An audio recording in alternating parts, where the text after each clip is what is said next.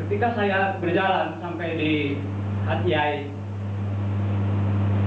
di Amerika, Hatyai itu tadi ya, di berbagai macam daerah, yang dicari itu adalah tetap, yang mereka cari itu adalah mereka cari barang-barang yang belum ada.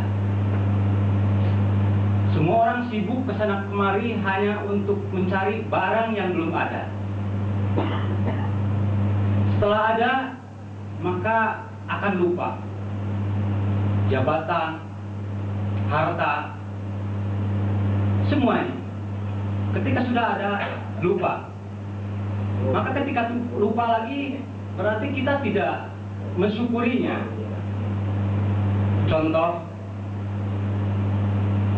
tidak sadar bahwa budaya ini adalah budaya yang baik, itu sudah turun-temurun dari nenek moyang kita.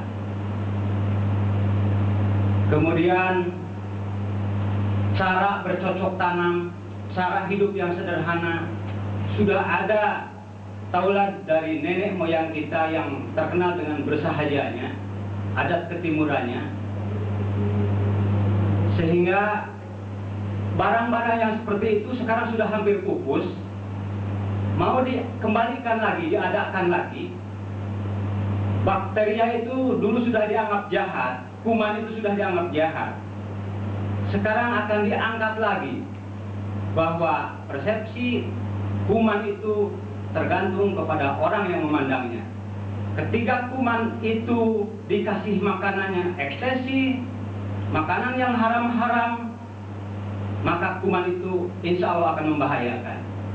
Tapi kuman itu diisi dengan kesucian hati nurani yang suci, dengan niat lillahi ta'ala, kemudian dikembalikan lagi kepada Sang Pencipta yang begitu dia sangat adil dan bijak sekali dengan mengadakan penciptaan-penciptaan yang ada di muka bumi ini.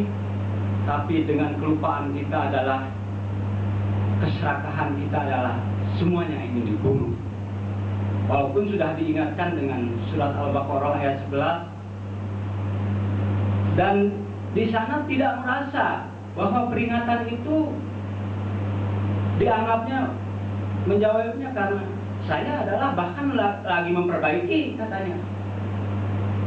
Tidak sadarnya bahwa orang yang sekarang lagi membuat dosa itu sudah bangga dengan dosa-dosanya, tidak melihat akibat madorot. Sehingga ketika diperingatkan Allah, saya tidak lagi merusak, bahkan saya lagi memperbaiki, katanya. Boleh ditengok saya ayat itu ialah wa idza qila lahum la tufsidu fil ard qalu innama nahnu muslihun. Ketika dikatakan kepada mereka janganlah kamu buat fasad di muka bumi, mereka menjawab kami adalah orang-orang yang membuat pengislahan di bumi, sedangkan mereka itu membuat kerosakan. Saya tidak memakai bahasa Arab, selalu saya kurang fasih dengan bahasa Arab. Banyak yang diterapkan bukti-bukti ayat yang mengingatkan kita bahwa kita ini harus sadar dengan keadaan.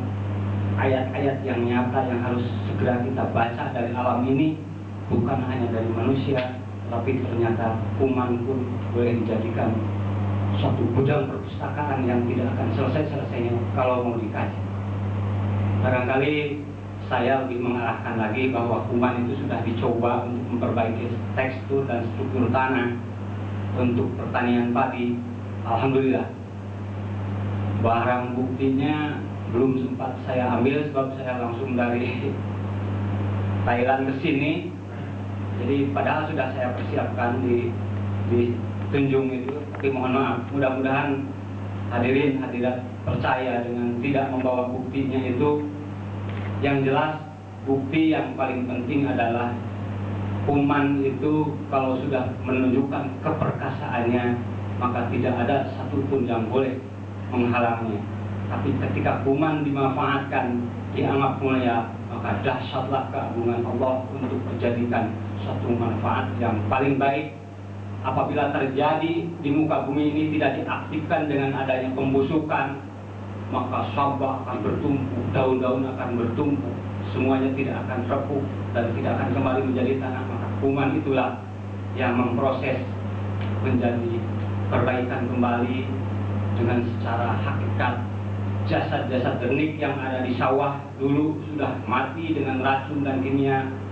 Hanya dengan stop racun dan kimia saja, maka kuman itu sudah berdoa. Terima kasih Datuk Kusam, katanya, yang membawa saya ke sini ini dengan bantuan teman-teman Pak Haji Hasim, juga Cek La, Cek Gunitman, dan semua tim Pak Pari, Cek Wati, dan rekan-rekan dari UMK. Dia sudah sangat menyokong sekali dengan pertanian yang mesra alam ini, sebab dia merasa bahwa pertanian mesra alam ini tidak bertentangan dengan agama, dan insya Allah tidak akan bertentangan lagi dengan hukum syara yang dibuat di Malaysia. Terima kasih atas segala perhatiannya, dan mohon maaf barangkali terlalu kabur saya bicara. Yang saya inginkan bahwa kita kembali lagi dengan memanfaatkan yang ada itu berarti bersyukur.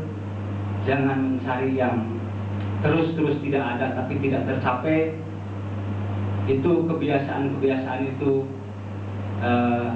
Jadi kalau saya ambilkan ke satu kata mutiara, mari kita belajar berbuat baik atau membiasakan yang baik,